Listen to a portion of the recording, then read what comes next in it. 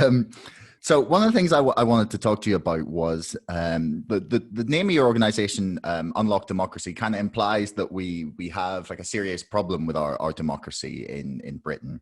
Like, do you think we've got like a democratic deficit as such, or would your argument be that like our democracy as such just isn't functioning? Like, what would be your view on that? I don't think our democracy is functioning particularly well. If you look at the surveys of trust in politics and institutions, I think one of the most recent surveys put the UK at the bottom of the pile with only Russia below us. Wow. That's not a good position for us to be in.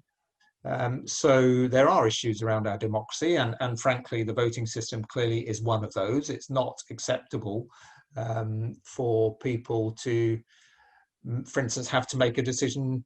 Basically, there's no point in me voting. I was on a call yesterday with an organisation called Politica, which is a group of young people who have joined forces with another think tank called Radix.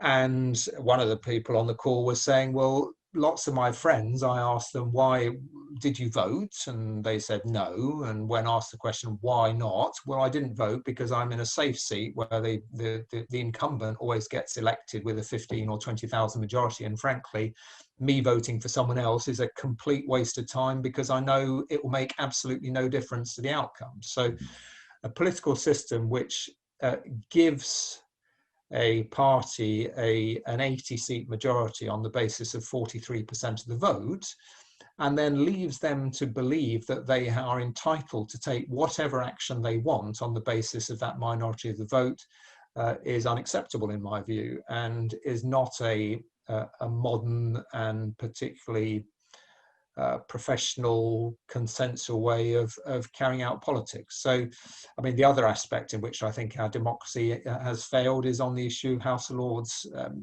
We are one of the very few, I think possibly Papua New Guinea might have a similar sort of second chamber as ours, but nowhere in the world has a system that has people who, sometimes perform an effective role, but people who are there as legislators because either their great grandfathers sort of took control of a large chunk of England, or because they have invariably, and this is true of all political parties, donated either a huge amount of money to a political party or spent a lot of time working for them. That's not a terribly appropriate or informed way of setting up your second chamber. So that's another aspect, I think, in which our democracy is really not up to scratch. Mm-hmm. I mean, there's the 43% for Boris Johnson's government to give them an 80-seat majority isn't even like the most extreme example of how that can function. I think Blair's largest majority came with 37% of the vote. But what would you say to the criticism? What would you say the criticism of that? I raised the issue of proportional representation with Peter Hitchens actually when I was talking to him on the podcast, and he would argue that one of the benefits of first past the post is that it does provide like a strong government regardless of I'm just like, this is just his argument, that it provides a strong government like on even when the country may be divided and unsure of the direction, and that in itself is a virtue. Well, I was he saying that with a straight face? Because he really was. Yeah. Okay. Well, where has he been in the last 5 years? Because we've got a first past the post electoral system, and I don't think anyone could argue that in the last 5 years we've had 5 years of strong and stable government. We haven't. We've had absolute chaos. So I'm surprised that he dared to deploy that still as an argument. I mean, if you look at countries around Europe, for instance, which have a tradition of vote PR as a voting system and coalition governments, Germany, for instance, they have provided strong and stable government over decades. So, first past the post, as we have seen in the last 5 years, is absolutely no guarantee of a strong and stable government. What it is a guarantee, of course, is that large numbers of people will be completely disenfranchised, and that the views of Brexit voters, frankly, who Nigel Farage knew in the run-up to the December election last year that he probably wasn't going to get anyone elected, but they would have got loads and loads of votes. None of them could have been represented in Parliament because of our voting system. The Greens, who again got millions of votes, the Lib Dems, who got millions of votes. And then, of course, you have the quirks of our first past the post system that meant that, for instance, the SNP in Scotland got far, far, far more members of Parliament elected than the Liberal Democrats, who actually got far more votes than the SNP. So our system is all over the place in terms of what it is saying and how the views of electors, because it's the views of the electors that matter, how they are represented in Parliament. So I think the first past the post is strong and stable has completely died as an excuse for a system which very few countries in the world, certainly in Europe, use, and most parties. I mean, it'd be interested to see whether finally, for instance, the Labour Party come out in favour of PR. The Labour Party members, so that's members of the Labour Party as opposed to members of Parliament in the Labour Party, 3/4 of them are in favour of PR. Wow, 3/4. Now, 3/4 are in favour of PR. Now, the Labour Party members of Parliament may still be thinking that one last heave and they will finally get over the finishing line by themselves, and in turn be able to benefit from what you described earlier under Tony Blair of getting elected with a massive majority on a minority of the vote. But I think they're kidding themselves, and they will end up disenfranchising large numbers of Labour voters if they insist on sticking with first past the post.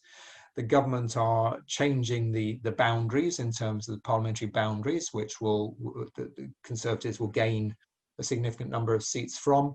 And who knows, in 3 or 4 years' time, the impact of Brexit and Boris Johnson on Scotland may have forced the position in such a way that Scotland has left. And at that point, Labour's prospect of being in government has evaporated permanently, certainly as the sole party of government. And if they stick to a rigid support for first past the post, they will just guarantee that they will never be in government, and Labour voters will end up being disenfranchised by them in millions.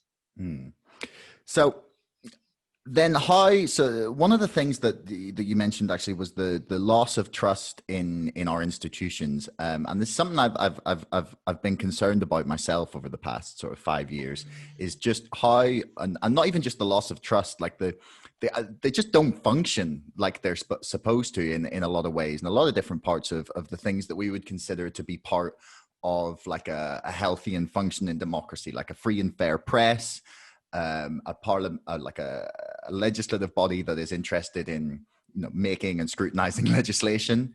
That just doesn't really seem to be what Parliament does anymore.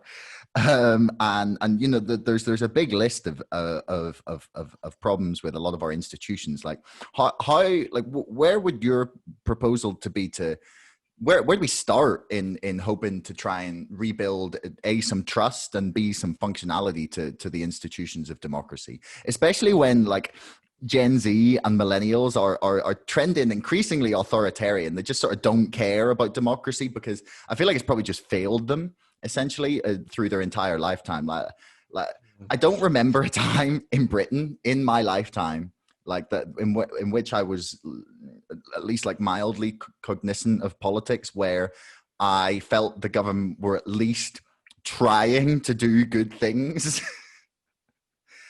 So your word. Well, I think part of that is to some extent is the tone adopted by politicians. So if politicians go out of their way, as I think some Conservative members of Parliament did in relation to the judiciary, or some Labour politicians went out of their way in terms of their views of the BBC, to attack them and question their legitimacy.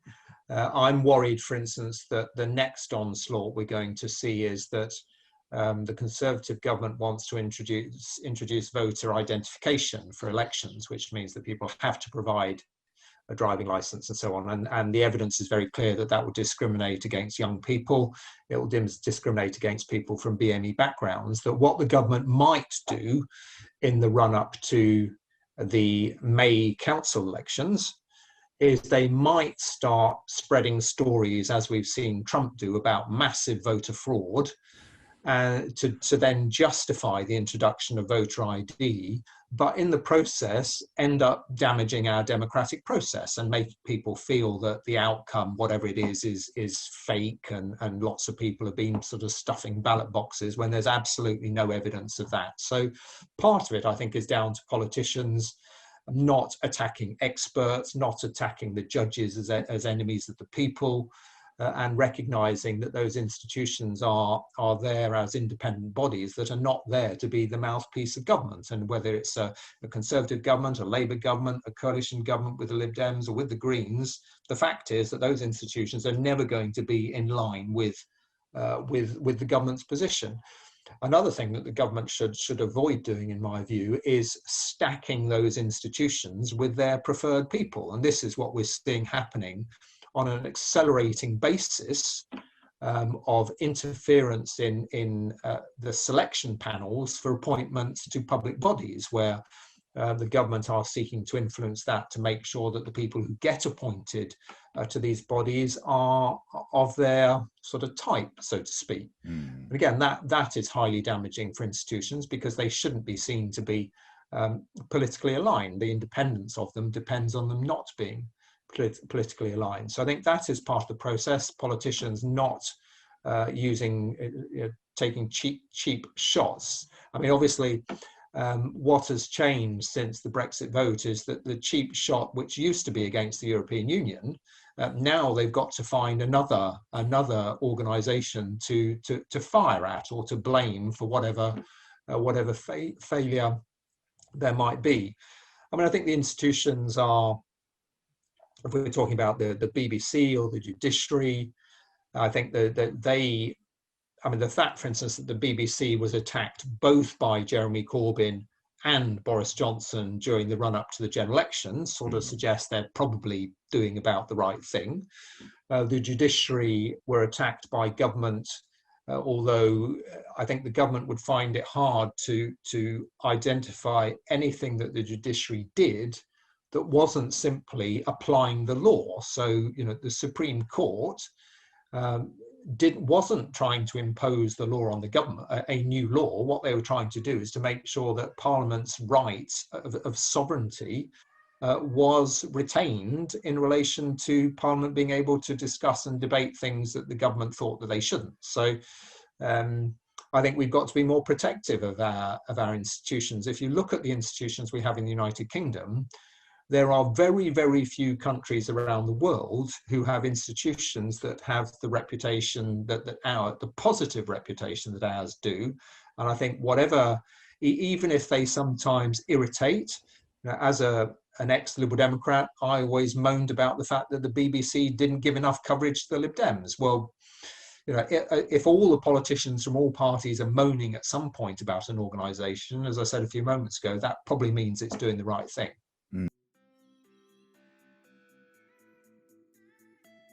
Thanks so much for listening. If you haven't already and you enjoyed this episode, please subscribe to this podcast and to our mailing list. And don't forget, my book, Brexit, The Establishment Civil War, is now available for pre-order on Amazon. You'll find the link in the description below. Until next time, thanks so much for listening.